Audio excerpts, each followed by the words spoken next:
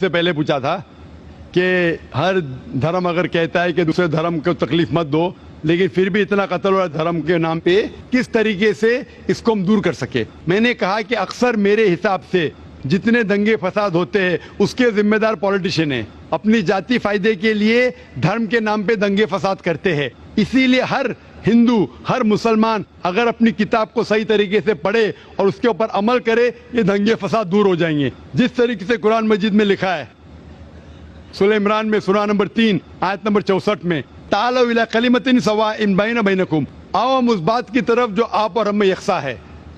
Is it because of certain misconceptions among people? بھائی صاحب نے پوچھے کہ کیوں غلط فہمی؟ اس کے وجہ سے بالکل صحیح، غلط فہمی اس لیے، اگر یہ غلط فہمی دور ہو جائیں گی اور ہم ایک دوسرے کے دھرم کو جانیں تو ہمیں پتہ لگے گا کہ سارے دھرم کہتے ہیں کہ ایک ہی خدا ہے، ایک ہی ایشور ہے، ایک ہی اللہ ہے، اور صرف اس ایشور کی عبادت کرنا چاہیے، اس کے علاوہ نہیں۔